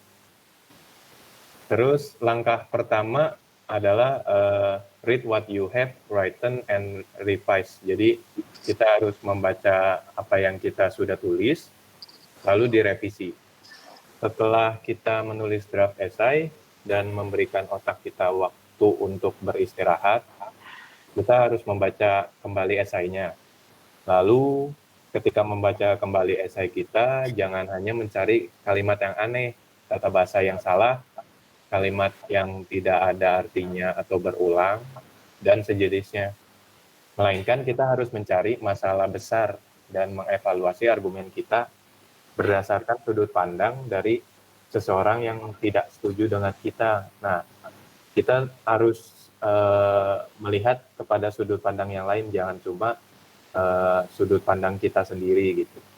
Nah, terus kita harus jujur dengan diri sendiri. Kalau misalnya waktu kita masuk ke sudut pandang orang lain, terus ternyata ada argumen yang tadinya menurut kita benar, terus ternyata waktu digali lagi, dievaluasi lagi, ternyata argumen itu salah. Nah, kita harus mengakui bahwa argumen itu salah gitu. Kita akui bahwa yang kita tulis itu salah. Lalu pertanyakan apakah bukti yang kita tulis itu sudah benar atau belum, bukti yang mensupport argumen itu udah benar atau belum, di kehidupan nyatanya itu benar atau tidak. Terus gunakan logika berpikir Anda waktu mengkoreksi dan membaca. Jadi kalau misalnya ada logika yang salah waktu kita baca ulang, nah itu bisa kita perbaiki gitu. Terus revisi draft Anda ketika sudah semuanya dibaca, revisi draft Anda untuk mengoreksi masalah yang kita temui saat membaca ulang draft tersebut. Next. Lalu ada consider what you have not written and revise. Itu maksudnya tuh kita harus melihat juga apa yang belum kita tulis, lalu direvisi atau kita tulis lagi. Nah, pertama tuh pertimbangkan atau pikirkan hal yang belum kita tulis. Terus baca esai kita lagi dan coba menjadi orang yang tidak setuju, yang kontra terhadap esai kita dengan apa yang tertulis pada esai kita. Lalu tolak setiap premis, kita coba tolak setiap premis yang ada yang menjadi support argumen kita. Karena hal ini bisa membantu kita untuk mengungkapkan area atau mengeksplor area yang belum kita temui sebelumnya. Nah, dari sini kita udah ketemu hal-hal yang belum kita tulis gitu. Bakalan ketemu ada beberapa hal yang baru yang belum kita tulis di esai kita. Lalu kita tidak harus membuang draft yang sudah kita buat waktu awal, kita hanya perlu mempertahankannya lebih baik. Jadi kalau misalnya ada draft yang misalkan ada yang supportnya atau premisnya kurang kuat, kita harus jangan dibuang si argumennya, jangan dibuang, tetapi kita cari lagi premis yang lebih kuat gitu, lebih bisa jadi kita harus mempertahankannya lebih baik lagi gitu. Terus dengan menemukan hal-hal yang belum kita tulis, kita dapat mempertahankan argumen kita lebih baik lagi. Jadi esainya juga lebih bagus, si argumennya lebih kuat. Lalu setelah kita menemukan apa yang belum kita tulis di draft kita harus merevisinya lagi. Jadi kita tulis ke dalam draft yang paling baru kita. Next. Nah, setelah itu kita masuk ke tahap show your work. Jadi kita memperlihatkan draft kita kepada seseorang, misalnya teman, keluarga, profesor, guru, atau dosen. Yang akan membantu kita meninjau esai kita secara kritis. Tanya apakah ada hal yang membingungkan atau belum dikembangkan gitu. Apakah argumen kita kurang kuat atau ada yang bisa ditambahkan gitu. Nah, lalu ada tanya struktur penulisannya sudah jelas atau tidak, paragraf pembukanya menarik atau tidak, atau dan bagian kesimpulannya sudah memuaskan atau belum gitu. Jangan pernah ragu atau malu untuk meminta nasihat dari pembaca. Terkadang tuh kan manusia punya gengsi tersendiri, makanya jarang meminta nasihat atau bertanya. Jadi dari buku Basam ini kita diajarkan untuk tidak malu atau ragu untuk meminta nasihat. Next, yang kita masuk ke edit your work. Edit your work ini setelah kita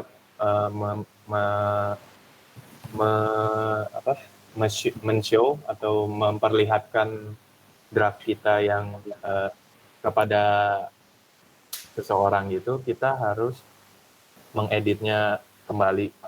Ketika sudah merevisi argumen kita beberapa kali dan kita sudah puas dengan isi dan strukturnya, kita harus membaca kembali kalimat-kalimat yang kita tulis dengan teliti. Untuk terakhir kali, periksa apakah ada kesalahan tata bahasa, tanda baca yang tidak tepat atau hilang, misalnya kurang koma atau komanya kelebihan gitu, terus salah ejaan dan salah ketik. Lalu jangan malu untuk meminta bantuan. Sekali lagi tuh dijelaskan jangan malu untuk meminta bantuan. Kalau misalnya kita kurang yakin kalau tanda bahasa atau tanda baca kita sudah tepat atau belum gitu. Mungkin kita bisa tanya ke guru bahasa atau dosen bahasa Indonesia apakah penggunaan kata kita sudah tepat atau belum gitu. Terus coba baca esai kita dengan keras, lalu dengarkan bagaimana kedengarannya. Jadi kadang hal ini bisa membantu kita menemukan kalimat yang aneh, kedengarannya aneh, atau kalimat yang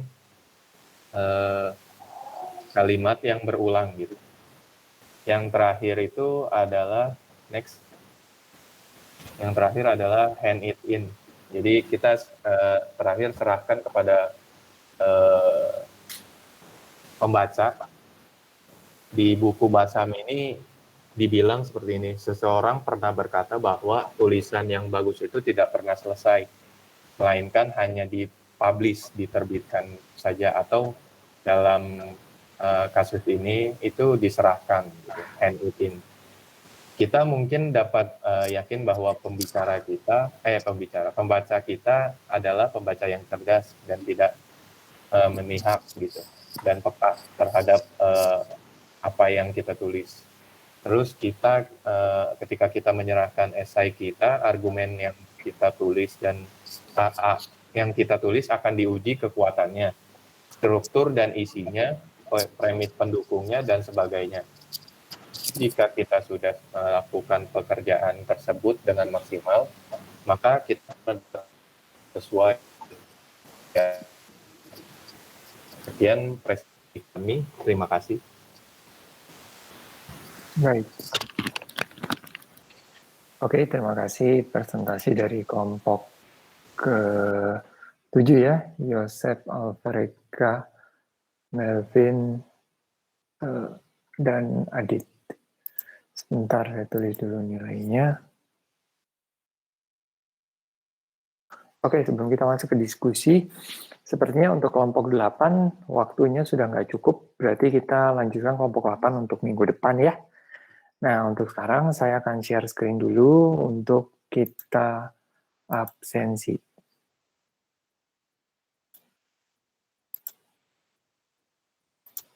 Oke, silakan kurang lebih 3-4 menit, silakan dilakukan scan barcode.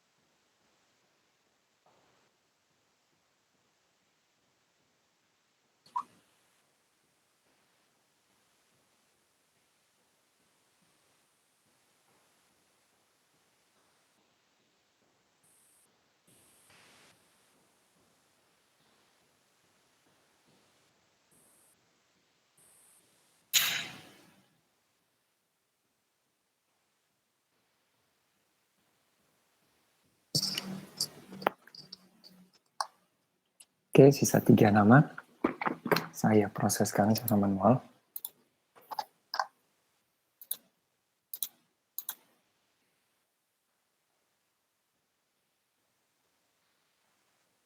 Iya. Oke, Davin izin, ya silakan. Silakan Davin. Catherine, Kevin.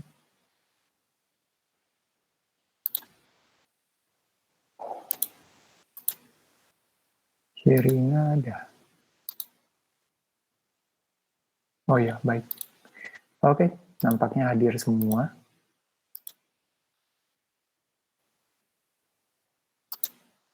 Baik. Saya sembari aktifkan kamera aja. Ya, jadi tadi kita sudah lihat presentasi dari 2 kelompok. Topiknya kalau kita bilang susah sekali, enggak.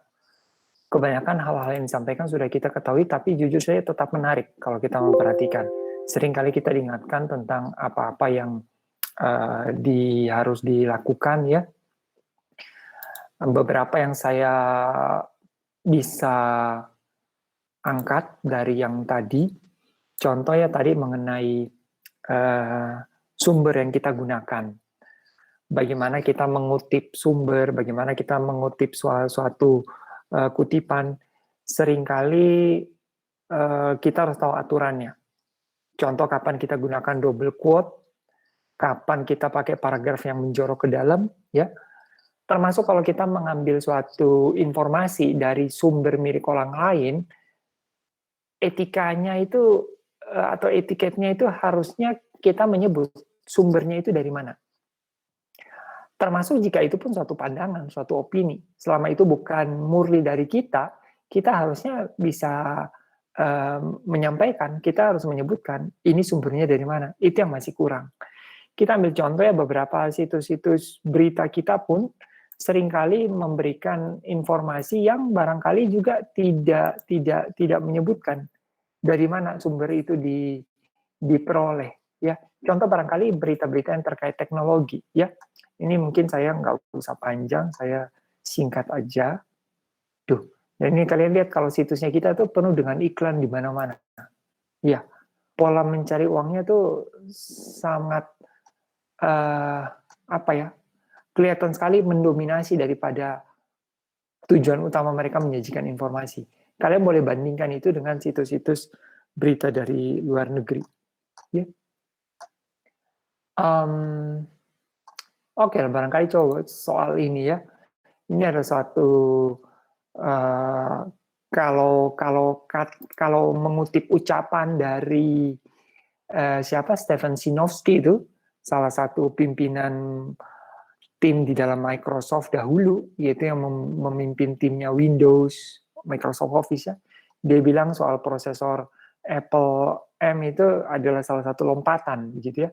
Oke, so ini ada suatu berita intinya ya, ditulis oleh Anggoro Suryojati dari Detik.net.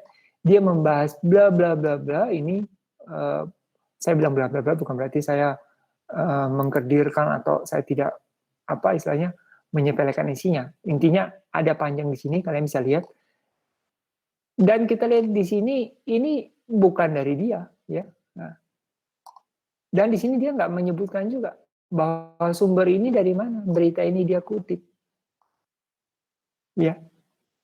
Jadi kita bisa lihat semakin hari kualitas, kalau berdasarkan pengamatan saya, semakin hari jurnalisme kita itu semakin tidak mengapresiasi keaslian sebuah tulisan, mengapresiasi suatu sumber. Ya, kita tahu untuk persoalan teknologi kebanyakan kita memang masih berkiblat pada Barat, Asia Timur ya, Jepang, China, Taiwan, Korea. Sehingga seringkali berita-berita besar berasal dari sana dan sudah lebih dahulu dikutip barangkali atau diberitakan oleh situs berita lain. Tiba di Indonesia kita biasanya kalau yang saya lihat kebanyakan adalah menerjemahkan, ya, atau menuliskan ulang, tapi lupa menyebutkan sumbernya, ya. Nah, saya pikir untuk contoh penulisan quote dan lain-lain, kalian sudah ada belajar ya, mungkin di bahasa Indonesia dulu waktu di bangku sekolah, termasuk juga di dalam penulisan tugas, TA, laporan seperti itu. Kita lihat contoh yang lain. Beberapa waktu lalu saya mengikuti seminar yang dilakukan secara online, dan di dalam online itu mereka menyajikan suatu quotation. Nah, ini contoh quotation-nya. Ya. Kalian mungkin memperhatikan bagian tengah, tetapi saya mau mencermati ini bagian sampingnya di sini, sekelilingnya. Inilah si acara itu, software arsitektur dari O'Reilly ya. Dan di sini pembicaranya siapa ketika dia lagi mempresentasikan, dia menunjukkan ini, ya, tulisan ini. The most important skill to have as a programmer is the ability to teach yourself new things effectively and efficiently. Ya. Nah, di sini kan dia tunjukin, ini tulisan punyanya siapa? Ali Spittel. Mungkin dia nggak kenal orangnya, sebagai bentuk apresiasi, ini kalimat yang menarik, dia screenshotkan dengan ininya. Kalau dia mau dianggap dirinya, wah yang disampaikan benar nih, ya dia tulis aja kata-kata di sini. Orang nggak akan tahu kok bahwa itu mungkin mengambil dari punyanya siapa, berapa persen sih orang yang tahu, mungkin kurang. Tetapi seseorang yang memiliki integritas diri yang baik, seseorang yang bisa mengatakan dirinya, yang bisa dijadikan panutan, dia harus mengerti kapan dia tetap harus mempertahankan hal itu. Saya juga sama, kalau saya screenshot suatu gambar yang lucu, saya share, dan saya yakin, saya tahu gambar itu bukan dari saya. Ya ketika saya mengcrop gambar itu, saya biarkan ada dari mana saya dapatin ini. Mengenai jumlah like-nya barangkali atau postingan-postingan lainnya, saya bisa crop nggak apa-apa. Tetapi saya tidak menghilangkan dari mana saya mendapatkan ini. Itu sebagai bentuk apresiasi. Gitu. Sama seperti yang saya bilang juga, bentuk apresiasi ini oke lah terkait dengan tadi yang masalah mengutip source itu boleh. Bentuk apresiasi lain yang biasa masih rendah kita temui di masyarakat kita adalah seperti yang biasa saya bilang kalau habis menonton film di bioskop.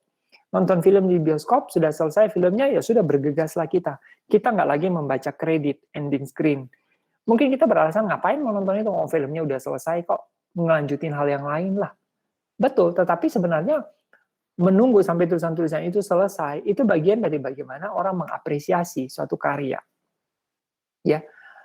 Hal sederhana seperti itu, oke, mungkin ada kasus tertentu, wah saya harus jalan, wah saya harus ada urusan lain, saya meninggalkan bioskop di awal, nggak apa-apa. Tetapi kalau, apakah seluruh penonton di bioskop itu berada dalam kondisi tergesa-gesa seperti itu? Kayaknya enggak. Dan apakah setiap film seperti itu? Kayaknya enggak. Berarti kita bisa tahu bahwa dari tingkat kesadaran saja, di mode dulu ini. Tidak disturb. Ya, dari tingkat kesadaran saja masih kurang menyadari bahwa hal itu perlu, gitu. Ya, juga kita bisa lihat tadi mengenai situs-situs beritanya kita ya. Seringkali situs-situs beritanya kita ini menyajikan juga iklan-iklan yang mungkin kurang sesuai dengan usia, umur atau apa gitu ya. Nah, sekarang sih lagi nggak ada. Oke lah, kembali lagi. Jadi persoalan yang tadi, oh ya contoh lain ya. Nah ini kan dia tunjukin ya sumbernya dari mana. Contoh lain lagi yuk, ini bukan. Nah ini satu double quote juga ya. Any fool can write code that computer can understand, good programmer write code that human can understand. Dia tulis siapa yang mengucapkan ini? Martin Fowler, gitu ya. Nah seringkali kita lupa tata cara mengutip. Mungkin ketika adik kalian sedang mengerjakan tugas, mengarang, menulis sesuatu esai, dia mengambil suatu kutipan, dia lupa, kalian bisa ingatkan, harusnya Anda pakai ini, dari mana asalnya. Nah, seperti itu. Sebarkan kebaikan dan pengetahuan kalian. Tidak, ya udahlah mereka memang nggak tahu, gitu ya. Tapi kita sendiri tidak melakukan sesuatu untuk memperbaiki itu. Ya, kalau kita melakukan dalam lingkungan keluarga biasa relatif lebih mudah. Ya, oke. Jadi bahkan dalam bentuk yang kita share di sosial media pun atau apa, orang-orang yang biasa kita bisa nilai sebagai, saya nggak temukan katanya apa ya, apakah saya bisa bilang orang baik, mungkin tidak sepenuhnya. Oke, saya bilang orang-orang yang sadar, yang punya etika, mereka akan tahu kapan harus memberikan kredit kepada siapa orang yang mereka kutip itu. Gitu. Dan itu kalian tadi ada belajar di, ada dipresentasikan tadi ya, bagus. Terus juga tadi mengenai about source ya, tentang menggunakan sumber-sumber. Memang betul kita kebanyakan mengambil sumber kalau dari seperti Wikipedia atau apa, bukan Wikipedia nggak bisa dipercaya, tapi kita melihat sifat dari Wikipedia itu yang mana tidak ada suatu kontrol yang bisa dijamin. Si pengontrolnya ini siapa, dia dari lingkungan mana, apakah dari mungkin akademisi misalnya lebih mendukung, meskipun pernah ada siapa yang mungkin pernah sampaikan, saya lupa, atau Adit ya, pernah menyampaikan bahwa Wikipedia itu ada punya halaman-halaman tertentu yang memang itu sudah diperiksa keabsahannya. Nah, saya pikir itu satu evolusi ke arah yang baik ya dari Wikipedia, begitu. Ya, jadi mungkin ke depannya bisa saja Wikipedia akan diakui sebagai suatu sumber referensi pendukung gitu ya, karena pada akhirnya Wikipedia ada suatu halaman-halaman tertentu yang itu sudah lolos uji verifikasi, misalnya begitu. Kemudian tadi ada satu pernyataan bahwa tidak terlalu mempercayai sumber dari internet. Ya, sebenarnya sumber-sumber internet yang dalam artian kalau sumber itu berupa sharing sosial media atau apa, istilahnya kita harus lebih jeli di dalam memperhatikan, ya. Tetapi internet sebagai media penyebaran informasi itu sesuatu hal yang memang semakin banyak digunakan, ya begitu. Textbook pun tersebar dalam bentuk digital dan disebarkan melalui internet. Tetapi bagus yang diingatkan tadi bahwa kita harus bisa meng-cross check informasi yang kita dapat, gitu ya. Terus hal-hal lain apa tadi ya?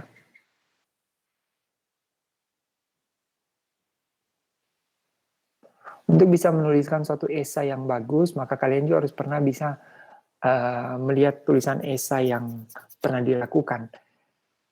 Dulu ya, saya sedikit share aja.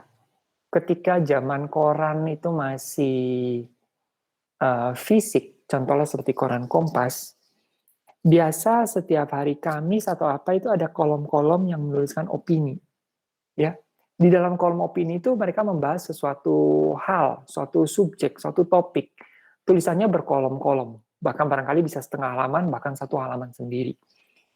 Tulisan yang dimuat di situ, biasanya yang lolos penulis itu biasa orang-orang dari kalangan akademisi.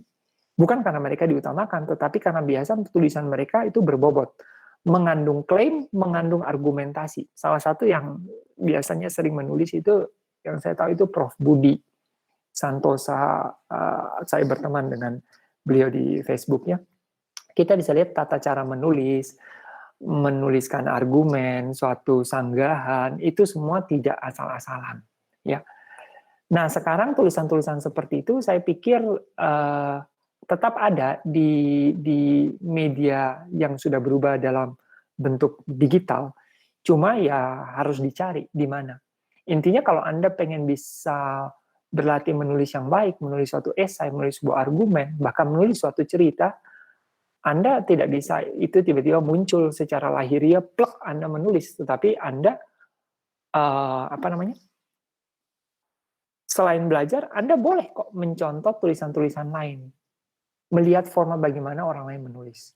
Oh ya, satu hal juga, kalau kalian menuliskan kata Anda, A-nya itu huruf besar, ya.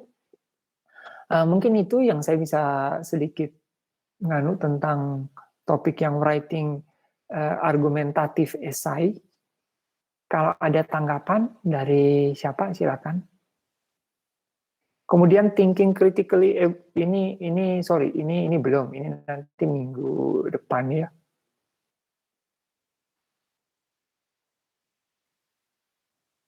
Yang ini, ya, evaluating source, ini juga tadi saya pikir sudah ya, tata cara menulis, apa seperti itu. Tadi ya ada pertanyaan-pertanyaan,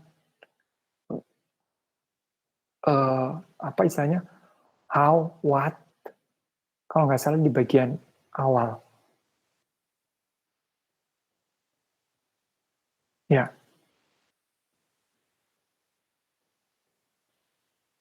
Pertanyaan-pertanyaan, ada yang pertanyaan yang membutuhkan pengambilan, ya. Who said, siapa. Kemudian ada pertanyaan yang bisa memunculkan lebih banyak lagi tadi pertanyaan-pertanyaan lain. Ya, oke.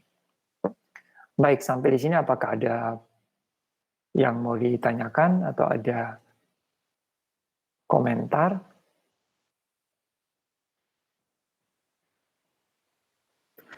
Oke, sebagai penutup sedikit, saya mungkin menjelaskan tentang, karena kalian ada kaitan dengan evaluating source. Jadi sembari kalian presentasi tadi, saya mencari, boleh ya saya mengangkat kepada kasus yang lebih hangat, kalau fenomena yang terjadi, bukan fenomena. Kalau suatu persoalan yang terjadi masyarakat di ibu kota belakangan ini, adanya kepulangan dari Muhammad Rizik Syihab, kemudian adanya pengumpulan massa yang terkait dengan acara pernikahannya, dan juga maulid, itu yang menjadi sorotannya, sehingga dua Kapolda Jawa Barat dan Kapolda Metro Jaya itu dicopot, dan juga adanya kritik terhadap pemberian dari Satgas. Sebenarnya hal itu bisa ditelaah secara pemikiran kritis mengenai yang pro dan kontra. Terlepas dari kita pro dan kontra yang mana, tapi kalau kalian menggunakan pemikiran kritis, nurani, disesuaikan dengan apa istilahnya, norma kesopanan setempat, artinya kalian bisa mendapatkan kesimpulan yang mana yang sepatutnya, gitu ya. Oke. Pertama kita mau mencermati dulu tentang tindakan dari Gubernur Jakarta, yaitu Pak Anies Baswedan. Saya stop sharing dahulu. Jadi apa yang kita bisa telaah, ya? Kita bukan mengkritisi atau kita membenci, bukan. Dalam kaidah kampus saya tidak boleh melakukan hal itu. Itu suatu tindakan yang tidak tepat. Dosen mengajarkan untuk membenci terhadap seseorang tanpa suatu alasan atau gagasan. Murni hanya menggiring opini, pandangan dari para mahasiswa atau para pelajar terhadap apa yang disampaikan oleh si dosen. Tunggu ya, saya kok nggak ketemu cara memperbesar ini ya, saya soalnya habis reinstall ulang komputer. Oke lah, yang kita mau tinjau begini. Gubernur Anies Baswedan, kalau kalian ada yang mengikuti berita, bukan berarti kalian mau menjadi pemerhati atau politikus, saya bukan bilang seperti itu. Kalau kalian memperhatikan, si Gubernur Anies ini,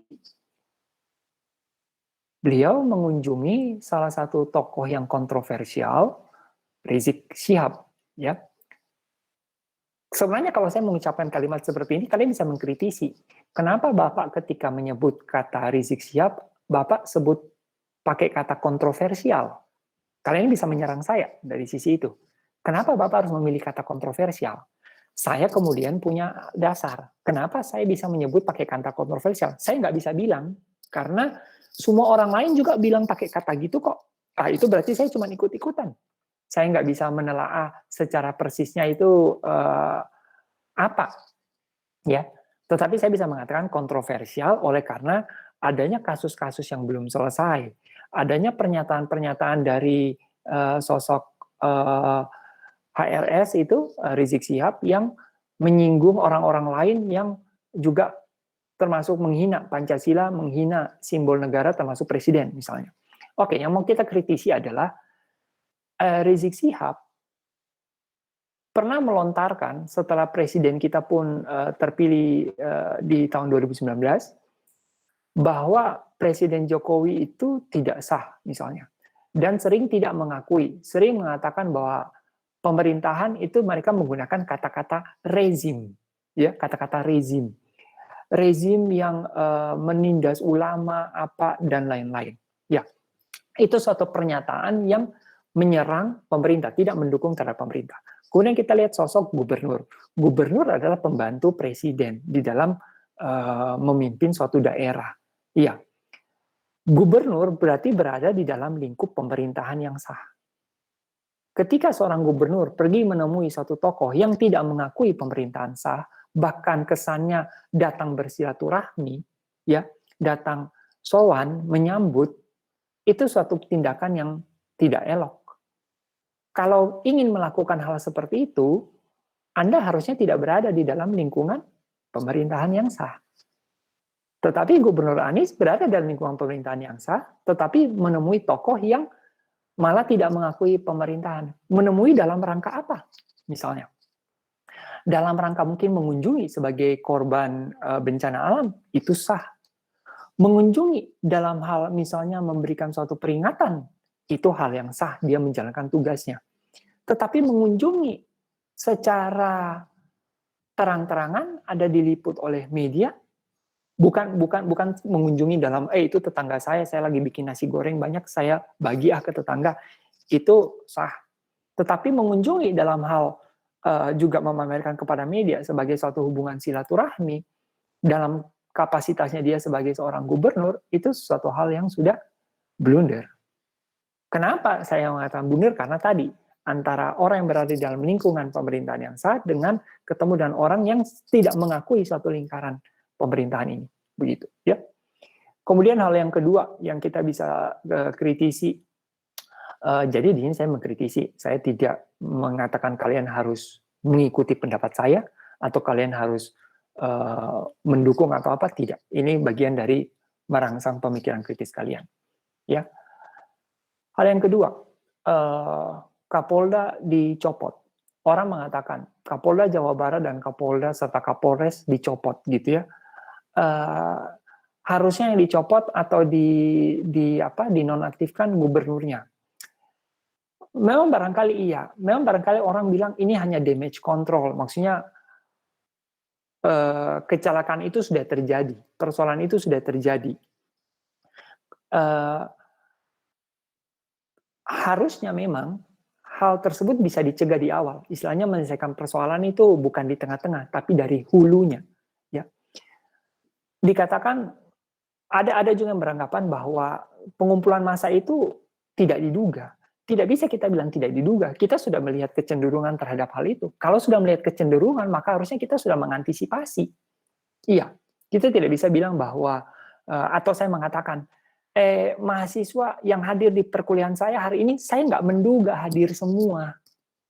Saya pikir yang hadir hanya 25 orang. Ya nggak bisa gitu dong. Sudah jelas-jelas di daftar hadir mahasiswa itu presensi standar itu 34 orang, 35 orang.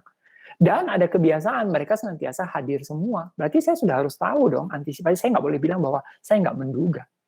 2 hari sebelum perhelatan sudah dibilang kemungkinan akan ada 10.000 orang yang datang. Masa iya dibilang kami nggak menduga? Tidak bisa.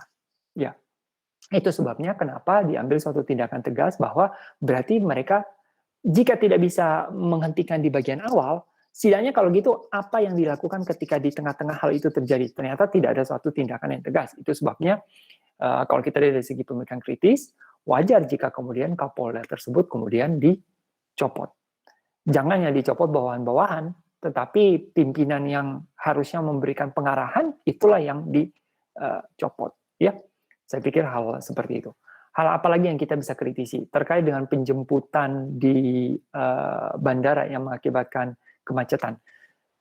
Kalian semua masuk ITHB, saya yakin khususnya yang saya kenal ya di prodi informatika, kalian punya pemikiran kritis. Oleh karena itu, saya maksud saya skip lagi ke topik yang berikutnya ya. Saya present lagi layar. Ini ada contoh, menurut kalian penjemputan Rizik Syihab yang dilakukan di airport sehingga menyebabkan macet berkilometer sehingga beberapa penumpang tidak bisa terbang atau menjalankan apa kegiatan mereka, apakah itu hal yang positif atau negatif menurut kalian? Ya. Nah, sini saya tadi mencari tahu ya kumpulan situs-situs yang radikal. Mohon maaf ini terkait dengan agama Islam, tapi saya sendiri juga beragama Islam ya, jadi bukan artinya saya mau menjelekkan atau apa, tetapi yang kita mau tinjau di sini dari sisi radikalnya ya. Semua agama ada unsur radikalnya ya, menurut saya berdasarkan pandangan saya. Oke, mari kita lihat yang di sini. Ini ada suatu berita. Oke lah, kalau kita evaluating the source, salam online ini apa? Kita nggak terlalu tahu ya. Oke lah, kita baca saja dulu. Di blokade, penjemput HRS rela jalan kaki bantu warga menuju bandara. Di sini ada kata-kata bantu warga, ya. Rela seolah-olah suatu hal yang positif. Penjemputnya rela, ya, jalan kaki. Apakah dengan mereka jalan kaki, kemudian seharusnya itu apa? Ada jalanan memang, tapi mereka sendiri yang bikin macet. Jadi pernyataan rela di sini sudah mulai bias, ya. Bantu warga, apa yang mereka bantu? Mari kita baca berikutnya, ya. Ini singkat aja. Jalan menuju terminal 1, 2, dan 3 diblokade polisi, ya. Semua mobil penjemput dan penyambut sejak Senin malam dan Selasa dini hari terpaksa berhenti. Truk-truk tidak dapat melanjutkan perjalanan. Para penumpang yang semestinya terjadwal melakukan penerbangan pada jam ini terpaksa harus berjalan kaki untuk dapat menuju terminal 1, 2, ataupun 3. Terlihat para penjemput dengan sukarela mereka membantu membawakan barang-barang penumpang sampai depan pintu terminal. Terus kenapa? Oke, kita nggak boleh langsung menilai kalimat ini juga sesuatu hal yang salah. Belum, kita mau lihat dulu. Ini kan baru argumen dia. Terlihat para penjemput dengan sukarela membantu membawakan. Penggunaan kata sukarela ini adalah opini. Karena kenapa? Siapa yang bisa menilai mereka sukarela atau enggak?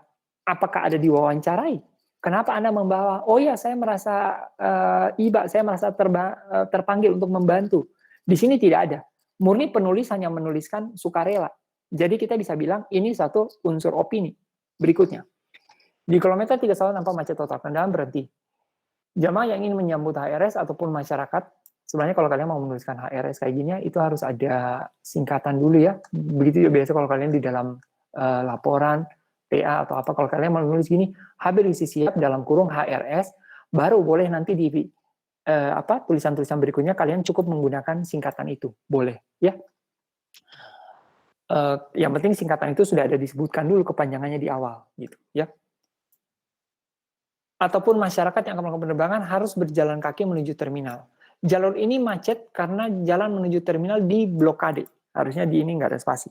Kenapa diblokade? Siapa yang memblokade? Jangan-jangan mereka yang memblokade. Atau jangan-jangan polisi yang memblokade. Entah. Nampak satu keluarga mendapat bantuan jamaah, yaitu penjemput, dengan mengangkat barang-barang bawaan para penumpang tersebut menuju pintu terminal. Lihat videonya. Oh, ini ada videonya. Para warga yang melakukan penerbangan merasa terbantu. Dengan perasaan terharu, mereka mengucapkan terima kasih kepada penjemput karena dengan sukarela membawakan barang-barang penumpang tersebut. Ya. Itu saja yang diliput, itu saja yang diberitakan oleh berita ini. Apa yang coba dilakukan oleh situs berita ini? Tentunya kita tahu media-media yang lain memberitakan tentang penjemputan tersebut begitu banyaknya sehingga menyebabkan kemacetan. Situs berita ini mencoba melakukan perimbangan, ini upaya mereka. Dia melakukan coba mengimbangi dengan menyatakan yang di sini kita bisa menangkap conclusion bahwa dia menyatakan bahwa para penjemputnya ini orang-orang baik, ya. Dia menyembunyikan persoalan utama dengan mengangkat hal yang lain. Kalau kalian ada lihat itu beberapa topik yang ada kita bahas ya waktu belum kelompok presentasi itu tentang logical fallacies yang kategori logical fallacies bagian 2 ya, dari mana kita bisa lihat persoalan A tetapi kita mengangkat persoalan B di sini gitu ya. Lantas para penumpang yang akan melakukan penerbangan merasa terbantu, ini suatu generalisasi, iya enggak? Apa betul? Semua penumpang merasa terbantu. Terbantu di mana? Terbantu karena diangkatkan barang-barangnya. Ada persoalan lebih besar, penumpang tidak bisa berangkat. Karena kenapa? Jalan terblokir oleh mereka. Nah, tentu di sini kalian bisa menyimpulkan sendiri bahwa berarti tulisan di dalam artikel ini secara pemikiran kritis, dia menggiring opini pemikiran ke arah yang berbeda. Dia tidak mengangkat substansi persoalan utama. Dari mana kita tahu substansi persoalan utama itu apa? Kenapa Pak Irvin nggak bisa bilang ini substansi persoalan utama? Substansi persoalan utama adalah persoalan yang paling banyak menyebabkan kerugian bagi seluruh masyarakat, bagi sekelompok masyarakat. Kalau paling banyak mengalami kerugian, itulah substansinya, gitu. Ya. Oke. Dan ada hal-hal lain, cuman saya pikir nggak sempat ini kita bahas. Dan lagian supaya jangan sampai perkuliahan kita malah menjadi ajang untuk menjadi terkesan kita menjelekkan atau apa, sehingga seringkali ketika saya harus membahas hal kayak gini, saya harus mulai dengan penjelasan bahwa kita di sini dalam rangka apa, gitu ya. Nah, mengenai situs berita ini apakah bisa dipercaya atau enggak, saya nggak bisa berkomentar banyak, saya tidak mengenal. Lagi-lagi menurut apa yang saya dapat di Kaskus, ini adalah kumpulan situs level 1, level 2, level 3, ada yang sudah diblokir, level 4, kelompok PKS, kelompok Wahabi, dan lain-lain ya. Ada yang afiliasi ISIS dan lain-lain ya, afiliasi Hidayatullah. Tapi saya nggak berani mengklaim bahwa hati-hati ya situs ini, enggak. Saya hanya mencermati khusus bagian artikel ini saja. Ya, selebihnya kalian harus menggunakan sendiri pemikiran kritis, kemampuan berpikir yang sudah dianugerahkan oleh Tuhan untuk kalian bisa melihat berbagai hal. Oke, baik kelas, saya pikir itu yang saya bisa sampaikan sebagai penutup. Terima kasih untuk contoh-contoh yang sudah diangkat, baik oleh kelompok yang tadi pertama presentasi maupun kedua, ada contoh-contoh aktual yang kalian angkat, termasuk soal pandemi COVID, ya. Saya pikir itu bagus, penilaian sudah saya lakukan. Untuk minggu depan yang akan presentasi adalah 2 kelompok, ya, yaitu kelompok 8, Davin, Pratama, Ferani, Cynthia Caroline, judulnya chapter 14, yaitu judul Thinking Critically About the Media. Terus kelompok 9 yang terakhir tentang sains dan pseudoscience, ya. Dan saya sebenarnya memang waktu itu siapa ya sudah memberikan masukan ke saya, Pak, 3 kelompok itu dalam satu pertemuan itu apa enggak padat kapan diskusinya ya? Memang ada kecenderungan di situ dan ternyata memang benar ya, karena tidak semua kalian memang mampu memberikan presentasi dalam waktu singkat. Saya punya sedikit cerita ya. Dulu saya pernah waktu S2 itu saya presentasi dan waktu singkat, kemudian dosen saya bilang, coba waktu sudah mau habis, simpulkan presentasimu. Yang saya lakukan adalah saya membaca slide-slide saya dengan lebih cepat lagi. Dan selesai, dosen saya bilang, kalau kamu caranya kayak gini, mau kasih waktu 1 jam, 2 jam pun kamu nggak akan selesai. Ya, kita waktu itu masih belajar, oke itu kritikal yang baik. Yang kemudian kita pelajari bahwa membuat penyimpulan bukan berarti saya membaca lebih kencang lagi, tetapi saya bisa merangkum, oke, apa slide-slide saya berikutnya ini yang harus saya lakukan gitu ya, saya bacakan. Nah mungkin teknik ini bisa kita gunakan kalau kayak tadi satu pertemuan 3 kelompok. Cuman di sini saya nggak terlalu terapkan, jadi ya sudah karena masih ada pertemuan cukup ya. Kemudian berikutnya lagi saya minta untuk minggu depan, karena juga sama 2 kelompok, kita masih ada waktu untuk diskusi. Jadi sebaiknya kalian ada mengajukan suatu pertanyaan, atau mungkin saya akan wajibkan setiap kelompok minimal ada mengajukan 1 pertanyaan. Ya. Baik, itu saja. Jamnya sudah menunjukkan jam 12. Terima kasih atas perhatiannya semua. Selamat melanjutkan aktivitas dan selamat siang, sampai ketemu minggu depan. Pak Irvin? Ya. Mohon maaf Pak, saya tuh udah kirim CV sama LinkedIn ke Bapak lewat line Pak. Oh ya, betul. Ya. Itu untuk syarat nanti kalian bisa keluar nilai KP Pak. KP ya. Iya, makasih banyak Pak. Baik, yang lain juga Pak, sudah ada cukup banyak. Tunggu ini sudah Kalau saya lewat HP Pak. Kamu ada kok. Adit 1, 2, 3, 4, 5, 6, 7, 8, 9, 10. Sudah ada sekitar 13 mahasiswa. Ya, mungkin saya akan proses sekaligus. Oke, semuanya. Ya, terima kasih juga sudah diingatkan. Yuk, saya leave ya. Makasih Pak. Makasih Pak. Makasih Pak. Makasih Pak. Makasih Pak. Makasih Pak. Permisi Pak.